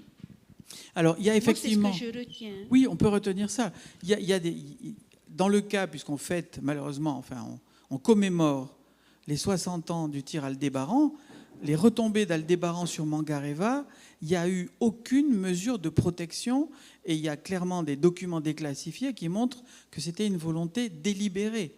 des autorités militaires de ne pas faire peur à cette population, de ne pas perdre sa confiance. Donc ça c'est clair. Faire Après, peur et protéger, c'est pas pareil. Tout à fait. On Parce peut en moi, débattre. Je Ouais. donnerai juste pour exemple mon fils qui a été militaire. Chaque fois qu'il partait en mission, il me racontait qu'on leur faisait des piqûres, des vaccins. Ils prenaient de l'iode à chaque fois. Et donc la population là, on leur a rien donné quoi pour la protection, pour une protection. Bon, peut-être qu'il faut remettre les choses dans leur contexte, dans l'époque et patati et patata. Mais quand même, on remarque qu'ils n'ont pas été protégés. Alors, on ne peut pas dire qu'ils n'ont jamais été protégés. Je me fais l'avocat du diable. Il y a eu effectivement des mises à l'abri à Toureia, à Mangareva, petit à petit. Hein. Mais ce n'est pas suffisant. Parce que les mises à l'abri peuvent évidemment limiter la quantité de radiation que vous subissez au moment du passage des masses contaminées. Si on vous met à l'intérieur d'un blocos, eh ben, vous êtes moins irradié que si vous êtes dehors, c'est évident. Par contre, après, on vous laisse ressortir. Or, après, si vous êtes dans le blocos pendant, mettons, 24 heures, c'est déjà ça. Mais quand vous ressortez, il y a des retombées qui sont sur le sol, avec des substances radioactives qui vont durer pendant certaines des mois, des années, et encore plus. Donc, c'est pas, comment dire, le fait de vous mettre éventuellement à l'abri, heureusement, mais ça n'a pas été fait tout le temps, c'est déjà ça, mais ça ne protège pas de tout. Parce que les calculs de doses montrent que les doses les plus importantes ont été subies par les habitants de Toureia, par exemple, non pas à cause de l'inhalation des gaz radioactifs et des substances, mais à cause plutôt de l'ingestion d'eau et d'aliments contaminés. Et ça, l'ingestion, on peut protéger les gens par rapport au risque d'ingestion en leur fournissant une nourriture et de l'eau qui n'est pas contaminée. Ça a été fait parfois, mais pas suffisamment. On a eu le même problème d'ailleurs dans l'Hexagone au moment des retombées de Tchernobyl, où il n'y a eu absolument aucune mesure de protection sanitaire, contrairement à l'Italie ou à l'Allemagne, qui conseillaient à leur population de ne pas manger certains légumes, par exemple, contaminés, ou de ne pas boire du lait contaminé. Donc en Polynésie française, et encore plus, à plus forte raison à ces époques-là, il y a eu vraiment un défaut de protection de la population, mais aussi un défaut de protection des militaires et des appelés, des légionnaires, qui n'ont pas non plus été protégés correctement. C'est comme aujourd'hui, on nous dit par exemple que dans le poisson, il y a du magnésium, dans le thon, hein, il y a du magnésium, et que ça ne serait pas très bon pour notre organisme. C'est comme si donc, ils ont des retombées donc, de césium, de plutonium et tout ça. Donc ça va aussi dans leur organisme. Ça ne doit pas être le problème du magnésium, je pense, dans le poisson. Mais enfin, Moi, c'est ce que j'ai entendu. en tout cas, aujourd'hui encore, dans le poisson, par exemple, on peut retrouver, par des analyses relativement fines, des éléments radioactifs de la période des essais nucléaires, mais à des niveaux qui, en général, sont très faibles. Ça ne veut pas dire qu'il faut le banaliser complètement, mais ce n'est pas forcément un sujet d'inquiétude. Enfin, ça peut être un sujet d'inquiétude, mais ce n'est pas un sujet, aujourd'hui, je pense, d'inquiétude sanitaire. Simplement, pour en avoir la certitude, il faut avoir davantage d'analyse. Je note, par exemple, que dans les programmes de surveillance de la radioactivité dans la chaîne alimentaire qu'effectue chaque année l'autorité de sûreté nucléaire et de radioprotection en Polynésie, eh bien, il n'y a pas de contrôle habituellement sur Toureia.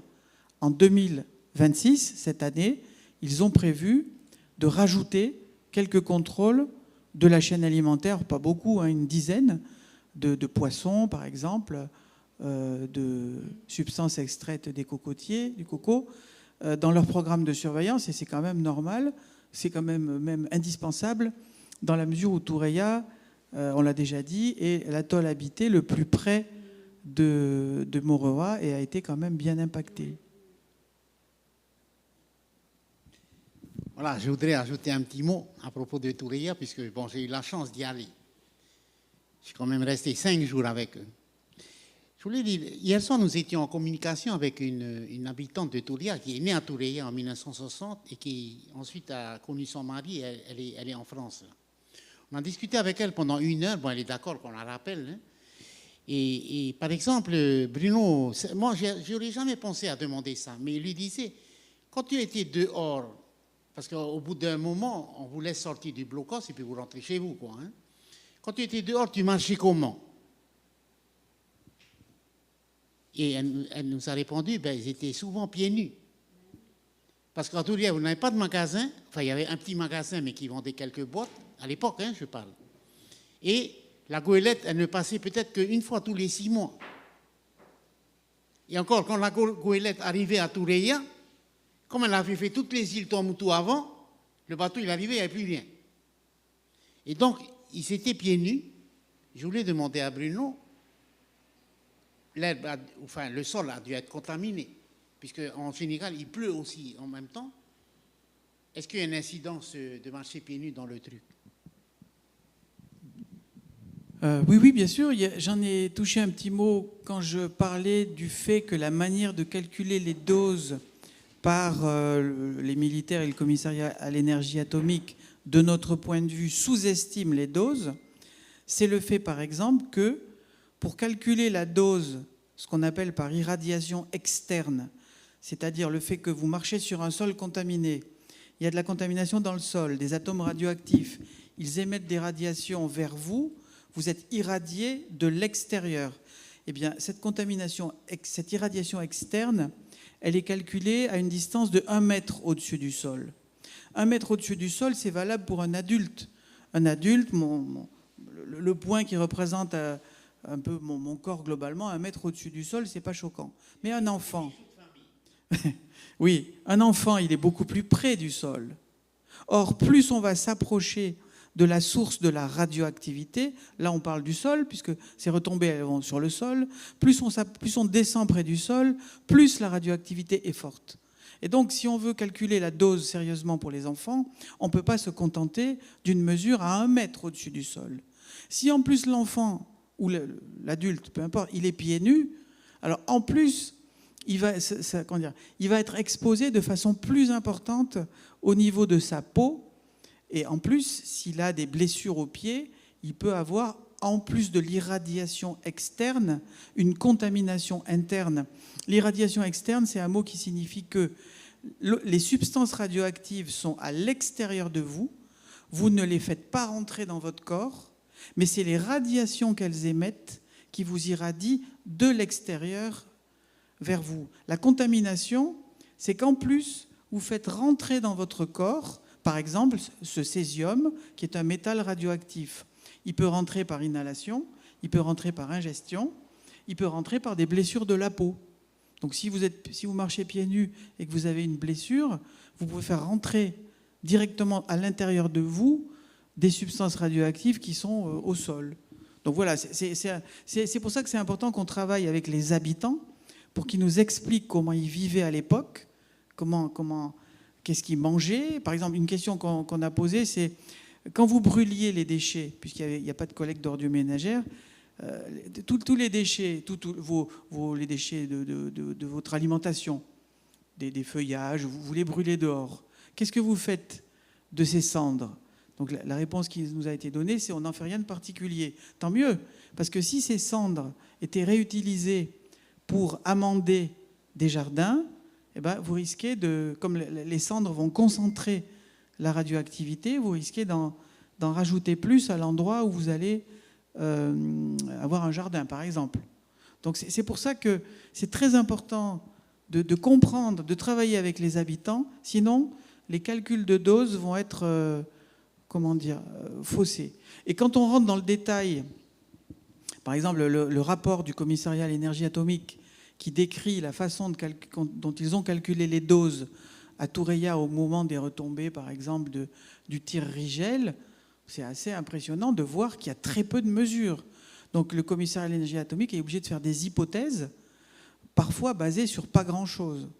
Donc même si on essaie ensemble de faire pression pour que se mette en place une commission d'études qui réunisse les habitants, les représentants des élus, des experts du commissariat à l'énergie atomique, de l'armée, des experts indépendants, toute une série de chercheurs, même si on arrivait à mettre ça en place pendant quelques années pour revisiter tous ces calculs de doses, il y a des incertitudes qui vont rester parce qu'il n'y a pas eu assez de mesures, même si c'est compensé par des modélisations, ça ne permettra pas de savoir exactement ce qui s'est passé. Mais c'est quand même important de progresser dans la compréhension mutuelle de ce qui a pu se passer et de la façon dont les gens, les habitants, ont été exposés aux radiations.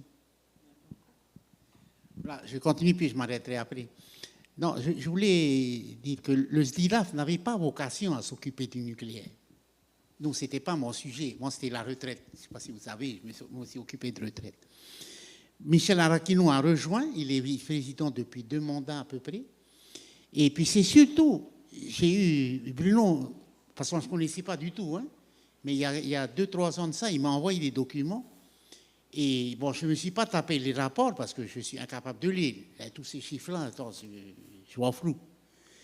Et donc, mais il y avait un résumé. C'est donc une partie littéraire où ils expliquaient un peu ce qu'il y avait. Et quand j'ai lu le résumé, je me suis dit, mais ce n'est pas possible qu'en 2005, on nous dise qu'il faut un suivi de ces choses-là et qu'on ait bien fait pendant 20 ans. Il y a des associations normalement prévues. Non, mais les associations, les partis politiques, on a bien fait. Donc, à partir de là, c'est ça qui m'a entraîné, qui a entraîné, enfin, avec les membres du bureau, on a discuté. Je leur ai dit, il faut qu'on se mette là-dedans parce qu'on ne peut pas laisser ça comme ça. On a besoin de savoir. Parce qu'aujourd'hui, vous voyez bien que notre société, elle est fracturée. Il y a ceux qui sont pour les essais, ceux qui sont contre les essais. Et on ne peut pas continuer comme ça. C'est quel avenir qu'on a avec cette histoire-là? Et donc, je compte beaucoup sur la CRIDA. Je sais que c'est difficile, ça ne va pas se faire comme ça. C'est un travail de longue haleine. On va rencontrer le président Moïtei. Et on va lui demander officiellement, même s'il est en difficulté en ce moment, difficulté politique, je veux dire, on va lui dire qu'il faut absolument qu'on mette en place un comité, un colloque, je ne sais pas comment on peut appeler ça, se réunit 2 fois par an, où toutes les personnes qui s'occupent du nucléaire, comme la IEA, comme l'armée, le CEA, les associations, les populations, etc., qu'on puisse discuter de ça, parce qu'il faut se parler. Parce qu'en fait, on ne se parle pas. Donc voilà, c'est un peu l'objectif qu'on a. Je sais que c'est peut-être qu'on est en train de rêver, mais si on ne fait rien, ben, je pense qu'on se trompe de choses parce qu'il faut quand même tenter. Et donc, je voulais vous remercier encore une fois d'être là. La vidéo, on va mettre ça sur vidéo sur le compte du SDILAF. La vidéo est accessible avec les PowerPoint, tout ça. Hein. Et donc, je passe la parole à Maréré. Lui, c'est un natif de Touréa. Tu es né en 61. Hein. Donc, tu as connu les essais. Hein. Oui. À toi. Oui. Yorana. Ce que je voulais dire à M. Bruno Chaléron, à l'époque, en année 70 à 74, nous, on a vécu des tirs. Moi, je me rappelle, année 71, à 4 heures du matin, on venait nous ramasser en camion pour amener à CEA. Ce que l'autre Bruno a montré sur les photos, prendre l'eau dans le fût, là, dans la citerne. Moi, je pose la question. Nous, on ramasse à 4 heures du matin, on amène dans l'abri à Océa, voilà, là-bas. Toute cette journée-là, parce que quand on ramasse à 4 heures du matin, vers 5 heures, 6 heures, là, ça fait les tirs. Une demi-heure, 1 heure après, on nous a dit il y a les militaires qui vont venir avec les barquettes il y a tout dedans, là, voilà, des rations à manger, tout ça. Mais ma question, on cadre un jour et puis le matin, demi-journée, après on nous fait sortir, on a ramené à la maison. Ce que question que je pose, quand on rentre à la maison, après nous, on boit direct de l'eau dans les citernes. Bon, moi, je pose la question, en ce moment, il y a des tombées du radioactif. Ça veut dire, alors, nous tous, on ramassait alors des radioactifs, voilà. C'est absolument ma question. Oui, oui, cette question, elle est très importante, c'est-à-dire qu'il faut bien comprendre que la contamination de l'air, elle va être massive au moment du passage des panaches contaminés. Mais vous avez vu dans la diapositive sur Toureya en 1966 que l'air, il ne va pas être contaminé seulement au moment, juste après le tir. Il va être contaminé parfois plusieurs jours, plusieurs semaines après le tir. Donc ça, déjà, il faut comprendre que si on vous met à l'abri juste à un moment donné, ça ne va pas vous protéger de l'inhalation de l'air contaminé dans les jours après. Deuxièmement, pour ce qui concerne les retombées dans la pluie, c'est pareil. Il y a eu des retombées à travers la pluie peu après certains essais, mais dans certains cas, la contamination due à un essai a pu arriver dans la pluie plusieurs jours, parfois même plus loin que plusieurs jours après l'essai. Donc évidemment, la contamination, elle va concerner la pluie, la végétation pendant longtemps, pendant plusieurs jours, plusieurs semaines, plusieurs mois, et même encore aujourd'hui, 60 ans après, on retrouve des traces d'éléments radioactifs qui évidemment disparaissent, enfin, diminuent au cours du temps. Donc pour répondre à la question, oui, bien sûr, heureusement que dans certains cas, la population a été mise à l'abri pendant quelques heures, parce que c'est le moment où la radioactivité est la plus forte dans l'air, mais ça ne suffit pas du tout à protéger correctement la population, puisque dans les jours et les semaines qui suivent, il y a encore une radioactivité qui vient du sol, puisque certaines substances se sont déposées dans le sol et vont continuer à irradier pendant plusieurs jours, plusieurs semaines, selon les éléments, parce qu'il y a une contamination de l'eau, parce qu'il y a une contamination des végétaux, du poisson, du lait de coco, qui va durer un certain temps. Donc, pour répondre à votre question, oui, bien sûr, c'est pas juste la mise à l'abri, ça résout pas tout le problème. Après, il faudrait approfondir un point, puisqu'on a des témoignages un peu différents sur la question de savoir si, après les retombées les plus fortes, est-ce qu'il était demandé à la population d'éliminer l'eau des citernes. Alors, des habitants de Toureya nous disent non, on ne nous a pas demandé de vidanger nos citernes, on nous a laissé boire l'eau des citernes. D'autres habitants nous disent mais si, on nous disait qu'il fallait vidanger les citernes et il y avait un gendarme ou un militaire qui venait faire le tour du village pour vérifier qu'on les avait vidangés. Donc là, il faut poursuivre l'enregistrement des témoignages pour comprendre pourquoi il y a des témoignages différents. Est-ce que c'est parce que ce n'est pas les mêmes années? Enfin, voilà. De même que... enfin non, bref. Oui, parce qu'il y a beaucoup de choses à prendre en compte. Si on leur demandait de vidanger leur citerne, est-ce qu'on remplaçait l'eau qu'il y avait dans les citernes? C'est ça aussi qui est important à savoir. Si on ne remplaçait pas, il est très possible qu'il y ait une partie qui ait dit « Ok, on le fait », mais ils ne le font pas parce que c'est de l'eau quand même. Oui. C'est vital. C'est vital. Oui. On comprend qu'on ne vit pas. On va vider. Oui, on venait nous dire de vidange l'eau dans les citernes.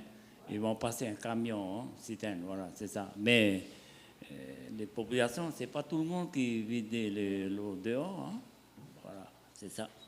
L'eau, elle se retrouvait dans la tente aussi. Ouais. Mais ce que j'ai posé la question tout à l'heure, un jour et demi, après on nous sort dehors, et puis nous, quand on rentre à la maison, on boit direct dans les citernes. Tu vois, c'est ça. Et on mange comme d'habitude, voilà. Juste, longtemps, voilà. Juste pour donner aussi la précision, parce que bon, j'ai eu la chance d'aller à Toureya, donc j'ai discuté avec les personnes. C'est l'histoire des hélicos. C'est bon, je regardais cette piste-là. Hein. Moi, je ne me situe pas là, parce que je pense avoir vu les pistes. Il y avait 2 pistes d'hélico. Il y a la piste pour les super frelons et il y a la piste pour l'alouette, parce qu'il y avait plusieurs hélicoptères. En fait, après, les vautours, ils tiraient des genre de missiles ou je sais pas, des boîtes pour ramasser pour avoir des échantillons de la bombe elle-même. Hein. Et donc, les hélicos allaient là-bas. Et ils ont vu les hélicos avec les filets derrière parce que l'hélico ne touchait pas le main. Il approchait de l'eau et puis il ramassait le truc, le contenant. Et il venait à Toureia, parce qu'il n'allait pas à Moruroa ou à Hao. Il venait à Toureia, atterrir. Et là, on déchargeait les produits, enfin les contenants, et il nettoyait les hélicos sur la plage. Or, sur la plage, c'est que du sable. Il n'y avait pas il n'y avait pas, enfin, à ce qu'on m'a dit, il n'y avait pas quelque chose pour garder l'eau, un genre de citerne pour mettre à part. Donc l'eau allait dans le sol, et puis de là, ben, ça gagnait. Ben, ça peut être la lentille. Parce que ce qu'il faut savoir à Toureia, vous n'avez pas de passe, donc le bateau ne rentre pas dans le lagon, et il n'y a pas d'eau, il n'y a pas de rivière, il n'y a pas de montagne. Donc je me demande des fois comment ils vivaient. Voilà, c'était des précisions, parce que encore une fois, j'ai eu la chance d'aller jusque-là. J'ai été invité également, je suis allé à Moruroa, j'ai vu l'atoll de Moruroa, l'année dernière ou il y a 2 ans. Moruroa, quand vous regardez, c'est idyllique. Les arbres ont repoussé, les poissons sont là, il n'y a pas de pêche, on ne les capture pas. Je me suis renseigné, non pas parce que, à cause de la contamination, d'après ce qu'on m'a dit, mais c'est parce qu'il y a la ciguatera là-bas. Comme il y a énormément de ferraille et de ciment dans le lagon, puisqu'ils ont fait les puits. Donc les poissons, ils broutent là-bas. Et donc, voilà, enfin, bon, moi je veux bien croire, puisque nous, on est incapables. Bon, je tire mon chapeau à la CNIDAD, parce que lorsque Bruno a écrit son rapport préliminaire, une 50aine de pages de questions posées au CEA, jamais j'aurais pensé à ça. Enfin, on n'est pas des spécialistes. Peut-être que Manantea, il aurait pu, parce qu'il connaît un peu. Mais c'est fou. En fait, on ne savait rien. On ne savait rien. Et donc, l'idée qu'on a là, mais je ne sais pas, hein, parce que est-ce qu'on va pouvoir... On va rencontrer le président Moueté et on va lui demander officiellement de mettre en place un groupe de travail où tout le monde participe pour discuter de ça. C'est au niveau international, hein, ce n'est pas que Tahiti. Les essais, il y en a partout. Hein. Voilà, c'est un peu ce à quoi on s'est attelé. On essaye de faire ce qu'on peut, parce qu'on a, bien sûr, s'il n'y a pas d'argent, nous, si on n'a pas de subvention, on ne peut rien faire. Et c'est tellement important, parce que personnellement, je ne peux plus supporter cette société qui est fractionnée. On ne peut pas continuer à vivre comme ça. Sinon, on va à la catastrophe. On va à la catastrophe. Donc, je compte beaucoup sur la CNIRAD. Je compte beaucoup sur vous, sur les chercheurs, sur les associations, pour qu'on travaille ensemble, pour arriver à connaître au moins un petit bout de vérité. Qu'est-ce qui s'est passé? Merci.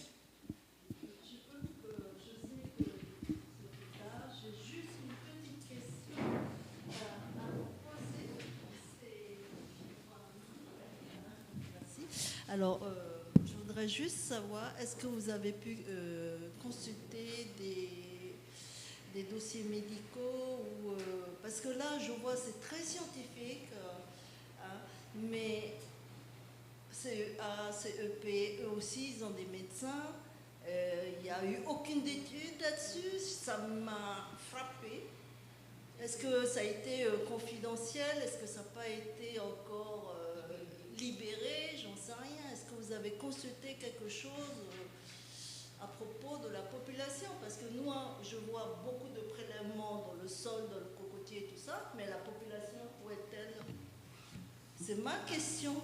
Parce que nous, en fin de compte, on est là pour tout simplement connaître la vérité à propos de la population. Nous sommes impactés. Alors, je voudrais savoir, est-ce qu'il y a eu... parce que je n'en ai pas vu, c'est pour cela. Oui, oui, c'est une très bonne question. Donc, à la CRIRAD, notre métier, c'est plus le contrôle de la radioactivité dans l'environnement. Dans la CRIRAD, il n'y a pas de médecin. Donc, par contre, en revanche, la question des études sur la population, il y a eu des études épidémiologiques, par exemple, effectuées par l'INSERM, sur la question du cancer de la thyroïde. Bon, études qui aboutissent à la conclusion qu'il y a un excès de cancer de la thyroïde, probablement lié aux essais nucléaires en Polynésie française. Mais cette étude ne répond pas à la question de l'ensemble des pathologies qui peuvent être en quantité plus importante en Polynésie française à cause de l'exposition à la radioactivité des essais nucléaires. Donc ces études, ce qu'on appelle des études épidémiologiques, ce sont des études qui sont très compliquées à faire, qu'il faut faire dans la durée, puisque certains des effets sur la santé n'apparaissent que plusieurs décennies après. Ça veut dire qu'il faut suivre la santé des populations pendant des décennies. C'est ce qui est toujours fait aujourd'hui sur le suivi des survivants d'Hiroshima et Nagasaki. Encore aujourd'hui, les survivants d'Hiroshima et Nagasaki, certains d'entre eux en tout cas, font l'objet d'enregistrements médicaux et d'un suivi statistique qui a permis de montrer que les effets sur leur santé s'aggravent avec le temps, et ça a permis d'ailleurs de revoir l'évaluation des coefficients de risque de cancer en fonction des doses. Ils ont été revus à la hausse parce que le suivi des survivants d'Hiroshima et Nagasaki le montre. Pour ce qui concerne la Polynésie, il n'y a pas, à ma connaissance, d'études épidémiologiques globales qui prend en compte tous les types de pathologies. Ça, c'est quelque chose qu'il faudrait faire, mais c'est lourd à effectuer. Après, il y a eu des travaux on va appeler ça épidémiologie sociale, c'est-à-dire que des citoyens, ou peu importe qui, recueillent dans les villages les témoignages des habitants pour qu'ils déclarent de quelle pathologie ils ont souffert, par exemple. Bruno Barillot, dont on parlait tout à l'heure, à un moment donné, avec des représentants par exemple avec Roland Oldham, qui a été à une époque président de Morotai-Tato, ont sillonné les atolls pour regarder, par exemple, essayer d'avoir des données sur la mortalité infantile. Et ils ont constaté qu'à Mangareva, par exemple, il y a eu un excès de mortalité des enfants, des nourrissons ou des très jeunes enfants, après certaines retombées. Ça, c'est de l'épidémiologie sociale. C'est quelque chose qu'il faudrait aussi développer. Et ça fait partie de choses qui peuvent être faites avec les citoyens. De même que tout à l'heure, on voyait la boue qui est prélevée dans la citerne par des habitants de Toureia.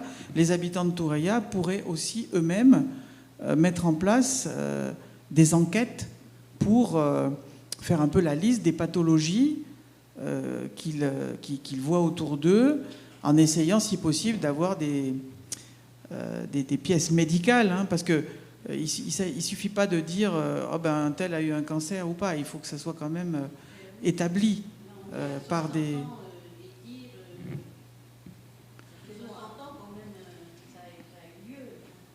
Plus le temps passe, plus les anciens partent. Donc ça devient de plus en plus dur à avoir ces études. Moi, c'est ce que je veux dire. Parce que c'est vrai qu'on est tout le temps étonné de voir qu'il n'y a pas, on n'a pas de relevé d'études de maladies à Toureia. On en parle beaucoup, mais on ne voit pas. Alors je suis d'autant plus étonnée que. Ce sont des les militaires, eux, ils ont des médecins. Ils ont partout des médecins. Alors, il n'y a pas eu d'études, il n'y a rien. C'est choquant, excuse-moi. Oui, oui. Alors, est-ce qu'ils avaient des relevés qu'ils ont cachés? On n'en sait rien. Ou est-ce qu'ils avaient réellement rien fait, soi-disant, pour ne pas paniquer la population? Mais non, la population, quand elle voit un médecin, au contraire, ça les rassure. Au moins, on prend soin d'eux. Donc, quelque part, il y a quelque chose qu'on nous a encore caché. Excuse-moi. Mais, oui, vous voulez réagir? Oui, alors il y a quand même le centre médical de suivi qui suit, dirigé par des médecins militaires qui suivent un peu les... Alors pas forcément la population, mais plus les anciens travailleurs de Mororo et Fangatofa. Et ils suivent médicalement le personnel. Après, pour les habitants, effectivement, il faut qu'il y ait un suivi plus rigoureux. Alors, c'est pas qu'il y a rien, c'est juste que, en fait, c'est compliqué aussi de faire des études épidémiaux et de trouver les chercheurs, parce que les épidémiologistes, il n'y en a pas beaucoup. Il y a Florent de Vater, mais à part lui, je ne sais pas s'il y en a énormément qui sont indépendants, quoi. Après, chez les militaires, je ne sais pas s'il y en a énormément, du coup, des médecins, des épidémiologues, du coup. Enfin, c'est une question que je te pose, du coup, Odo. Des équipes d'épidémiologistes à l'échelle internationale, il en existe. Hein. Simplement, après, le problème, c'est qu'ils aient les moyens. Parce que ces études épidémiologiques demandent des moyens très lourds pour être conduites. Il faut suivre des groupes de population pendant des décennies, groupes de population qui vont changer de place. Par exemple, Maréré, qui était enfant à Toureia, si vous voulez suivre son état de santé, aujourd'hui, il n'est pas à Toureia, il est à Tahiti. Donc, il faut... C'est quand même des choses assez lourdes à mettre en place. Donc, il faut qu'il y ait une vraie volonté politique de le faire, des financements, rechercher des équipes de chercheurs compétentes qui vont le faire. On comprend que ce n'est pas si facile que ça. Et puis, je voulais juste ajouter une chose par rapport aux militaires. Il faut voir que les militaires aussi ne bénéficient pas d'un suivi suffisant. Je vais parler d'un autre sujet qui n'est pas les essais nucléaires eux-mêmes, mais par exemple, on a travaillé avec d'anciens travailleurs, ce n'est pas des militaires, à l'île Longue, là où sont installées les têtes nucléaires sur les sous-marins lanceurs d'engins. Eh bien, il y a des salariés qui, pendant très longtemps, ont été exposés à la radiation émise par les têtes nucléaires sans qu'elles explosent. Hein. Dans la tête nucléaire, il y a de la matière radioactive qui émet des radiations. Bon, ces salariés ont été exposés pendant longtemps sans le savoir. Certains d'entre eux ont des maladies dont ils pensent qu'elles proviennent de leur exposition. Eh bien, c'est un parcours du combattant pour eux, pour faire reconnaître le lien très probable entre telle et telle pathologie et leur exposition. Donc ce problème d'insuffisance du suivi sanitaire, il est global. Par rapport à la radioactivité, il est global, aussi bien pour les civils que pour les militaires, dans toutes les parties du monde et sur tous les aspects. Donc, mais évidemment, c'est encore probablement plus choquant pour les populations. Je suis entièrement d'accord avec vous. Mais combien coûte une bombe? Combien a coûté toute cette infrastructure? Ils ont su trouver de l'argent pour faire ça, mais quand il s'agit peut-être du bien-être de la population qui est résiliente, là, on ne trouve pas les financements. C'est là où le contre-pouvoir est intéressant, tel que votre association. C'est bien une association que vous avez, la CRIAD. Oui, je l'ai dit en introduction, c'est une association à but non lucratif. Voilà. C'est pour cela que vous êtes très, très intéressant, tout simplement, pour faire avancer un petit peu plus. Quoi. Voilà. Merci beaucoup. Merci. Pour terminer, je voulais vous remercier encore une fois d'être là. Encore une fois, tout sera publié sur la page du SDIRAF. Puis ensuite, je vais enregistrer parce que ça disparaît au bout de 30 jours. Mais en tout cas, on va mettre sur notre chaîne YouTube. Et bon, je crois que c'était vraiment intéressant. Et je profite de l'occasion pour remettre devant vous une copie du courrier de remerciement que je fais à la CRIRAD, que je te chargerai de remettre à la présidente et aux membres du conseil d'administration. Merci,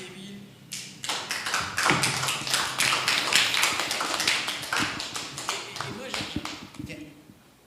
J'en profite pour dire que le SDIRAF a besoin d'avoir plus d'adhérents, de cotisants pour faire son travail.